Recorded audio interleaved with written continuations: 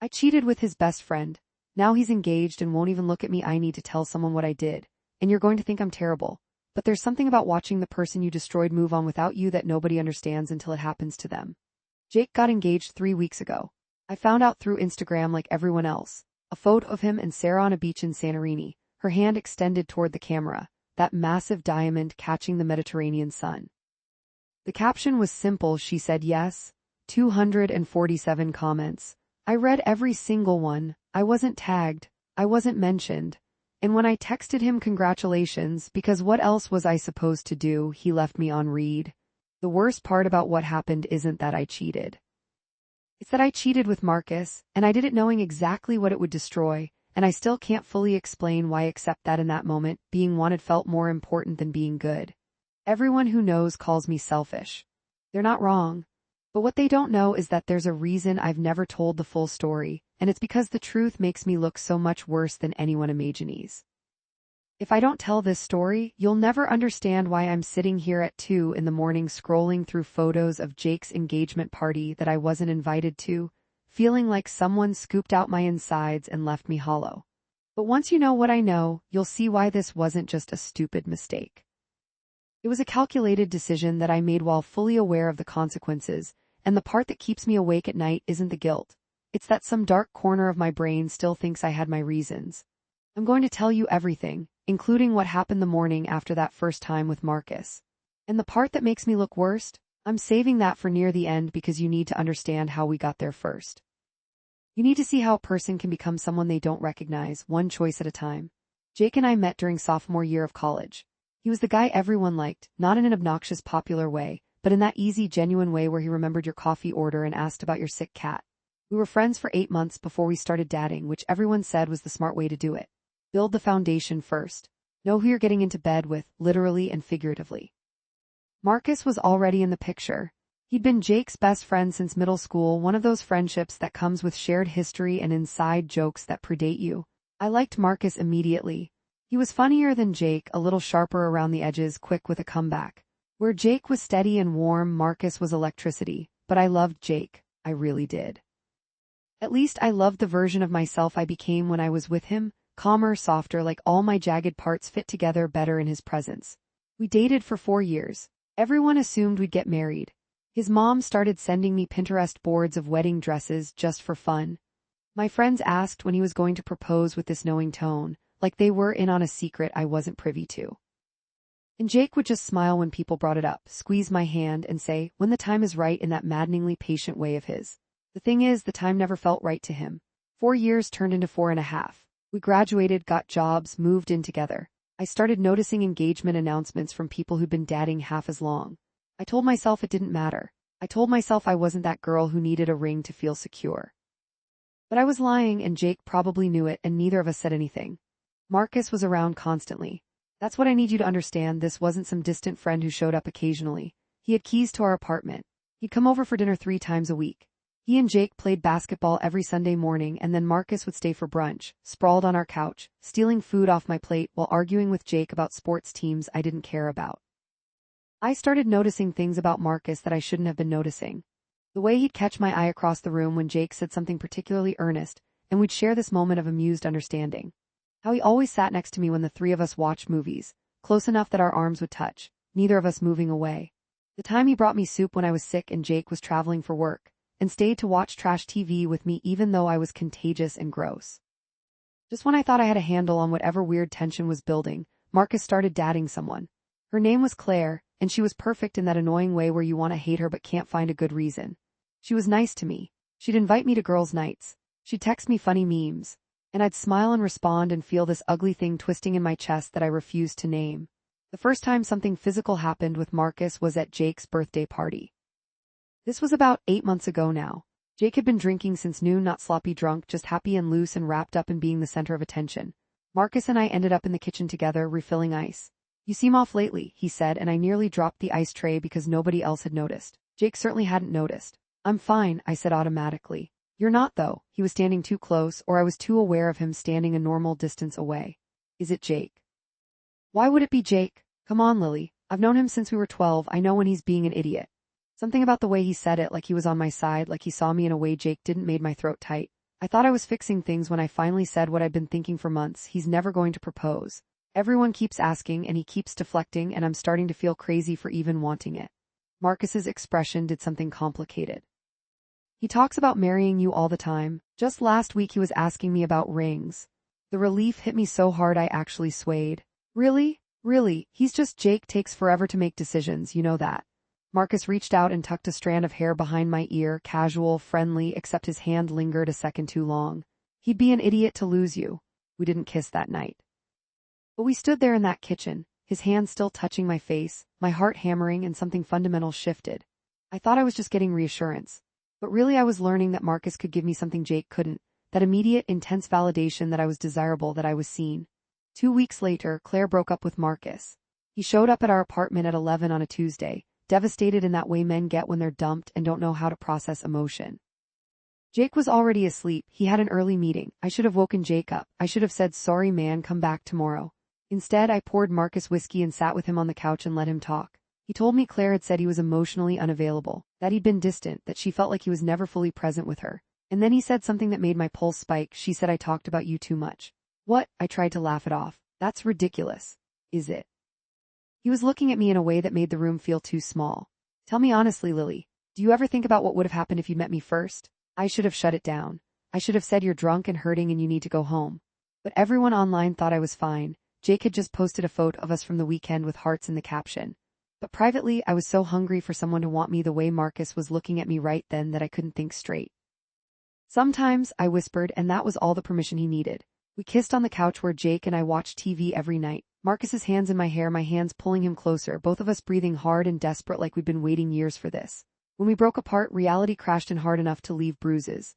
We can't, I said. I know. Jake is, I know. Marcus stood up, ran his hands through his hair, looked as wrecked as I felt. This can't happen again. We both knew it was a lie. It happened again 4 days later. Jake was at his parents' house for the weekend, some family thing I'd begged off from, claiming I had too much work. Marcus texted me at 9 p.m. "You up?"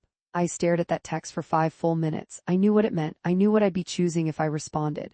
My fingers typed "yeah" before my brain could intervene. He came over. We didn't even pretend we were going to talk.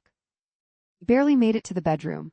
The guest room, not the one I shared with Jake, like that somehow made it less of a betrayal. And the thing I haven't told anyone, the thing that makes me irredeemable, is that it was good. Better than good.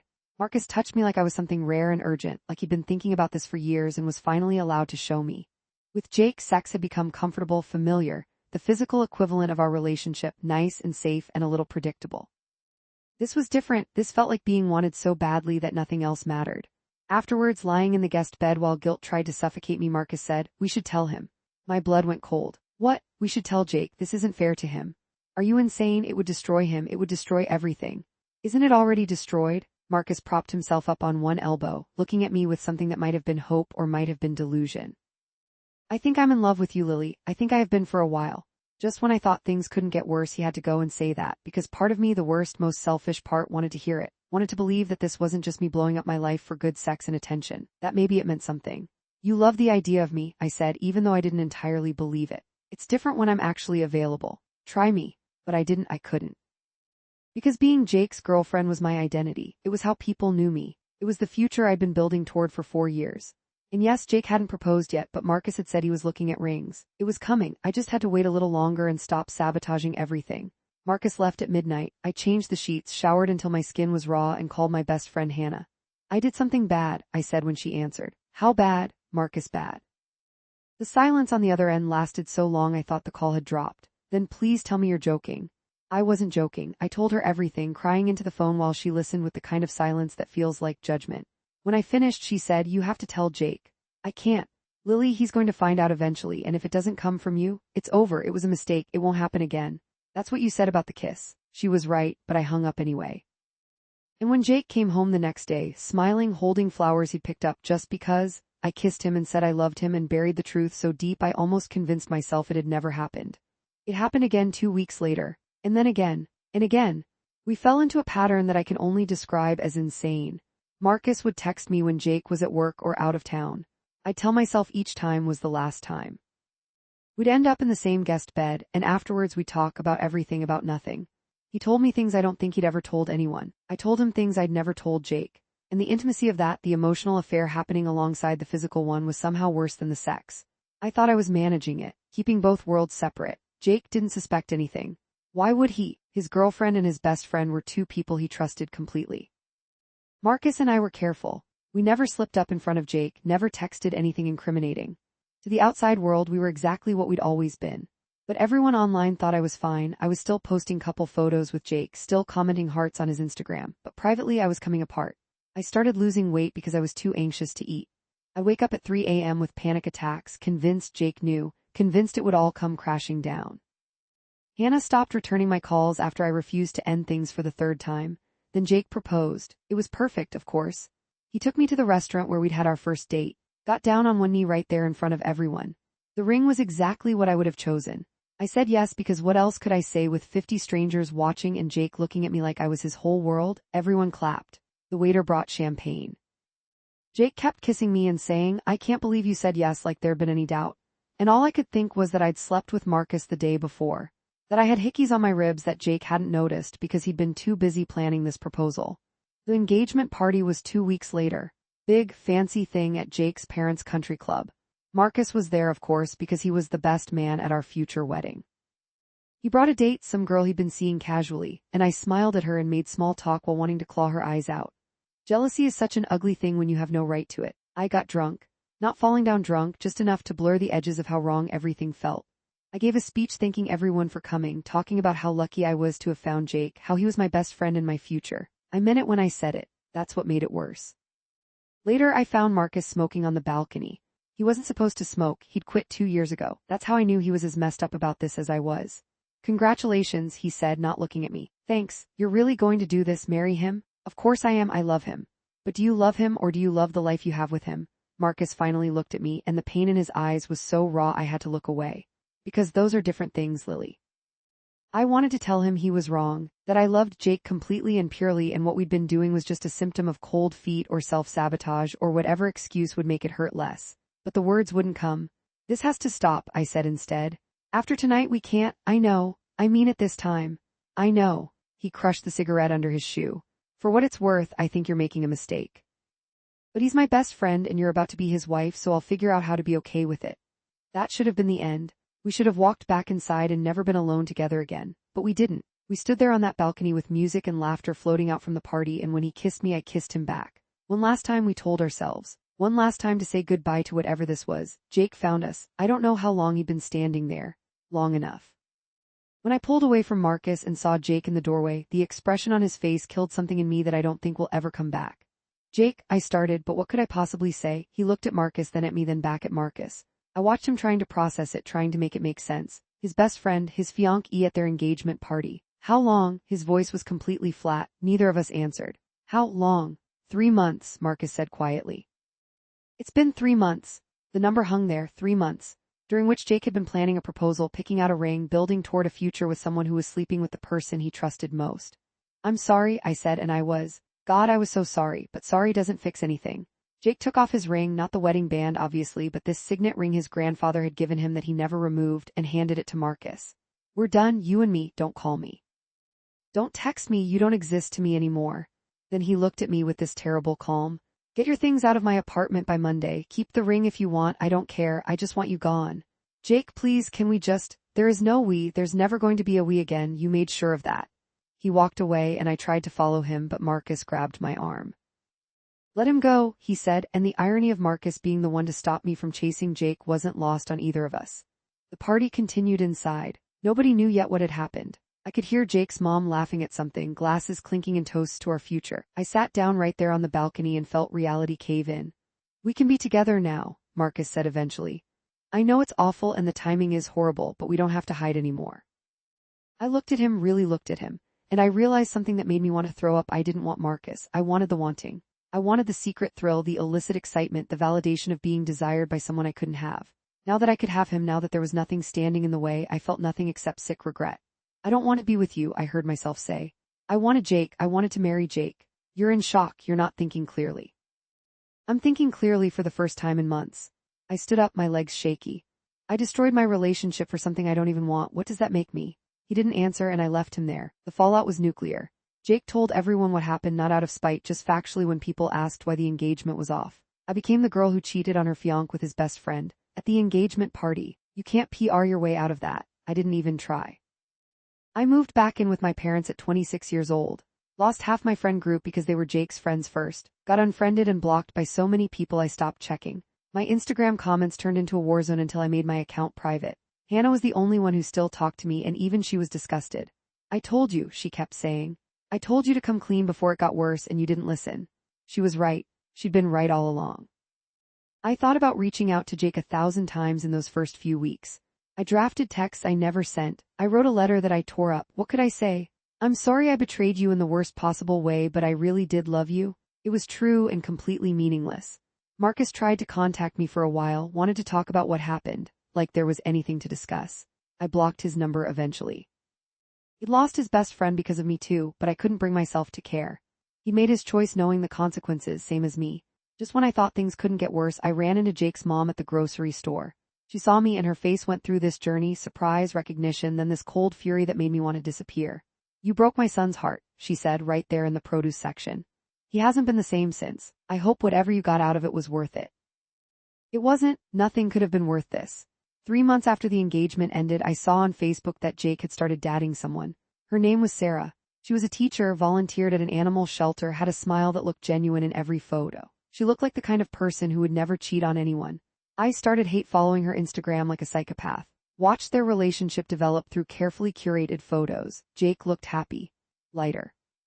The comments were all supportive. His friends welcoming Sarah, saying how good they were together, how she was such an upgrade. That last part felt like a knife. 6 months, that's how long it took Jake to move on and fall in love with someone new. 6 months from our engagement party to him being completely head over heels for Sarah. It took me approximately 12 minutes to destroy 4 years, and it took him 6 months to erase me from his life and replace me with someone better. I went to therapy. My therapist asked me why I'd cheated, and I gave her all the surface reasons, feeling unappreciated, the excitement of something new, the validation. She pushed deeper. What were you afraid of? She asked. The truth came out slowly, painfully. I was afraid Jake didn't want me enough, afraid that if he really loved me, he would have proposed sooner, afraid I was more invested than he was. So instead of communicating like an adult, I'd sought validation elsewhere. And in doing so, I'd proven myself right. Jake hadn't wanted me enough because I'd made myself unwantable. You sabotaged yourself, my therapist said. You destroyed the relationship because you were afraid it was going to fail anyway. At least this way you had control over when and how it ended. I hated that she was right. Months passed. I got a new job in a different part of the city where nobody knew me. Started building a life that didn't include Jake or anyone connected to him. Stopped checking his social media every day, then every week, then hardly at all. I was getting better, moving on, or at least getting good at pretending. Then 3 weeks ago, the engagement announcement. Jake and Sarah on a beach in Greece, radiantly happy. 1 year. He dated her for 1 year and was ready to marry her. He dated me for 4 years and had to be pushed into proposing, and even then I'd been cheating on him when he finally did it. The message was clear, the problem had been me all along. I texted him congratulations, a brief simple message that took me an hour to write because I kept adding things and deleting them. Congratulations, I hope you're really happy. 3 sentences. He read it and didn't respond. That silence has been eating at me ever since. I know I don't deserve a response. I know I destroyed any right to his attention or closure or whatever it is I'm looking for. But some pathetic part of me thought that after all this time, maybe we could at least be civil. Maybe he could give me one word, even if it was just thanks. But he won't even look at me. And he shouldn't have to, I know that. I know all of this is consequences I earned. But knowing doesn't make it hurt less. Here's the part I've never told anyone, the thing that makes me completely irredeemable. I miss Marcus sometimes. Not in a romantic way, I genuinely don't have feelings for him. But I miss having someone who chose me first, who wanted me so badly that he'd risk everything. I miss feeling desired like that. And the fact that I can still miss that feeling, even knowing what it cost me, proves my therapist was right about the self-sabotage. I saw the photos from Jake's engagement party on Instagram. He looked exactly like he had at ours, nervous, excited, deeply in love. But this time his best man wasn't Marcus. He'd asked his brother instead. Marcus wasn't even in the photos. Jake hadn't just cut me out of his life, he'd cut out Marcus too. We'd both lost him. Part of me wants to believe Jake will forgive me someday. Not romantically, I'm not delusional enough to think we'll ever get back together. But maybe years from now, when he's married to Sarah, and completely over what I did, maybe we could be friendly acquaintances who can exchange pleasantries at mutual friends' weddings. Maybe he'll introduce me to his kids someday and not flinch when he says my name. But I don't think that's going to happen. I think I'm going to be the girl who broke Jake's heart for the rest of our lives. His villain origin story. The cautionary tale he tells Sarah about his ex who cheated with his best friend. I'll be the answer to what's the worst thing anyone's ever done to you. Been thinking about reaching out to him again. Writing a real letter, not asking for forgiveness because I don't deserve it, but trying to explain. Trying to make him understand that it wasn't about him not being enough, it was about me being fundamentally broken in ways I didn't recognize until it was too late. But what would be the point? It wouldn't change anything. It would just be me, once again, making my guilt his problem, making him responsible for absolving me so I can feel better. That's what I did throughout our entire relationship, made my insecurities his job to fix, and when he couldn't read my mind and magically solve problems I never articulated, I punished him by fucking his best friend. God, I'm a terrible person. The thing is, I know Jake is better off without me. Sarah looks like someone who communicates her needs instead of acting out. Someone who doesn't need constant validation to feel secure. Someone who won't destroy a good thing because she's terrified it's secretly a bad thing in disguise. I saw a mutual friend last week, one of the few who still talks to me occasionally. She mentioned that Jake seems really happy, that Sarah is great, that everyone loves them together. Then she paused and said, I think you actually did him a favor, honestly. Like, obviously in the worst way possible, but he's better now, more confident, he knows what he wants. It felt like being gutted, but she was right. Sometimes I wonder what Marcus is doing now. We haven't spoken since that night. I heard through the grapevine that he moved to a different city, started over somewhere nobody knew what he'd done. Smart. I thought about doing the same, but my family is here, and my job is here, and running away felt like one more cowardly choice in a long line of them. The worst moments are when I see something funny and my first instinct is still to text it to Jake. Or when I'm having a bad day and I remember how he used to make me tea without me having to ask. Or when I hear a song that was our song and I have to leave whatever store I'm in before I start crying in public. You don't get to grieve a relationship you destroyed. That's not how it works. You don't get to miss someone you betrayed, but I do miss him. I miss him so much it's like a constant low-grade ache that I've learned to live with, the same way you learn to live with chronic pain. I matched with someone on a dating app last month. His name was David, he seemed nice, we got coffee. Halfway through, he asked about my longest relationship and I panicked and lied. Said Jake and I had broken up because we wanted different things. Didn't mention the cheating, didn't mention Marcus. David and I went on 3 more dates, he was perfectly fine. Good job, decent sense of humor, clearly interested in me. But the whole time I kept comparing him to Jake. Kept noticing all the ways he fell short. And I realized I'm going to do this to everyone, measure them against someone I don't deserve to use as a standard. I ended things with David before it could go anywhere. Told him I wasn't ready to date, which was true. I don't know if I'll ever be ready. How do you build something honest with someone when you've proven you're fundamentally dishonest with yourself? My therapist says I need to forgive myself before I can move forward. But I don't know how to do that. I don't know what forgiveness looks like when you can see the person you hurt living their best life while you're still stuck in the wreckage of what you destroyed. Jake's wedding is in 8 months. I know this because it's at the same venue where ours would have been. We'd put down a deposit and everything. I wonder if he kept the reservation out of spite or if it was just practical. I wonder if he thinks about me at all when he's planning this wedding, or if I've been so completely erased that I'm not even a footnote in his story anymore. I won't be invited, obviously, but I'll know when it happens. I'll see the photos online, probably. I'll watch him marry the woman who gets the version of him I helped create, the more cautious version, the one who learned to protect his heart, the one who knows what betrayal looks like. There's this thing I read somewhere about how people who cheat often do it because they're trying to solve a problem they can't articulate. They're filling a void or running from something or trying to feel alive in a life that's gone numb. And I get that, I do. But understanding the psychology doesn't make it less devastating for the person you cheat on. I knew what I was doing was wrong. That's the part that haunts me. I didn't cheat because I got drunk and made a mistake, or because I fell into something by accident. I made a choice multiple times, fully aware of what I was choosing and what I was risking. And I did it anyway because in those moments my need for validation was stronger than my love for Jake. What does that say about me as a person? I've been writing this all out, everything that happened, everything I felt, every terrible choice I made, because my therapist suggested it might help. She called it externalizing the narrative. Getting it out of my head and onto paper so I can see it objectively. But seeing it objectively just makes it worse. Because there's no version of this story where I'm not the villain. There's no interpretation where my actions were justified or understandable. I'm just the person who had something good and destroyed it because I was too broken to appreciate it while I had it.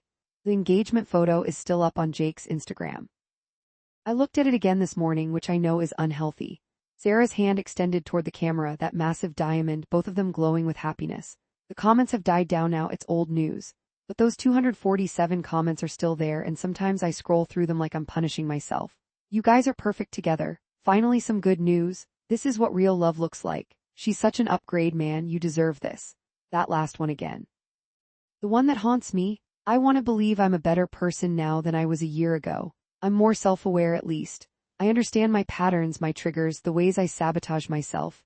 I don't think I'd make the same choices now. But that doesn't matter because I already made them and I have to live with that forever. People talk about closure like it's something you can get from another person. Like if Jake would just talk to me, just tell me he forgives me or that he hates me or something, I could move on. But I'm starting to realize closure isn't something anyone can give you. It's something you have to create for yourself, and I don't know how to do that when the person I need to forgive is me. Sometimes I fantasize about running into Jake and Sarah somewhere. In this fantasy, I'm doing great, successful, happy, clearly over everything.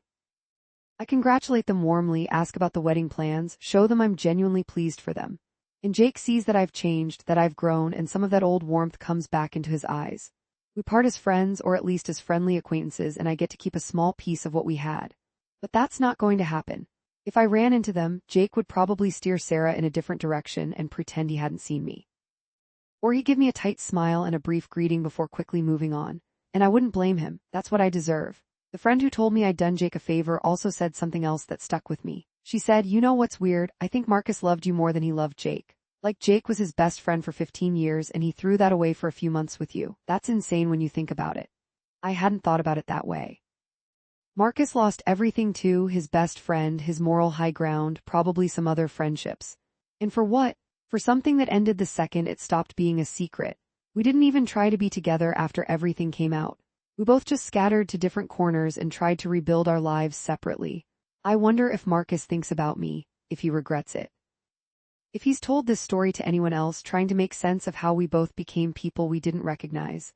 I wonder if he got invited to the wedding. Probably not, but I wonder. There's no redemption arc here. That's what I'm realizing as I write this all out. There's no moment where Jake forgives me and we both find peace. There's no revelation that makes my choices understandable or justified. There's just a series of selfish decisions that hurt people I cared about and the long, uncomfortable process of learning to live with what I've done. My mom asked me last week if I'm dating anyone. I said no. She gave me this look, disappointed but trying to hide it, and said, you can't punish yourself forever, honey. But I'm not punishing myself. This is just my life now. This is who I am, the girl who cheated with his best friend, who destroyed a 4-year relationship at her own engagement party, who turned into someone unrecognizable because she couldn't handle her own insecurity. I posted something on my private Instagram a few days ago, just a quote about growth and learning from mistakes. Generic, vague, nothing specific. One of my remaining friends commented, growth is great, but some mistakes can't be unmade. She deleted it an hour later and apologized. Said she was in a bad mood and took it out on me, but she wasn't wrong. Some mistakes can't be unmade. Jake getting engaged was supposed to be my closure, that's what I told myself. Once he's fully moved on, once he's clearly happy with someone else, I can finally let go of the guilt and the grief and the what-ifs. But instead, it's ripped everything open again. Made me relive every moment, every choice, every consequence. The text I sent him, congratulations. I hope you're really happy, is still there in my phone. Delivered, read, no response. Sometimes I stare at it, at that red receipt, and I try to imagine what he thought when he saw my name pop up. Did he consider responding? Did he show Sarah and they laughed about my audacity? Did he immediately delete it? Or did he feel nothing at all because I'm so far in his past that I'm barely even a memory anymore? I think that last one might be the truth, and it might be the worst one.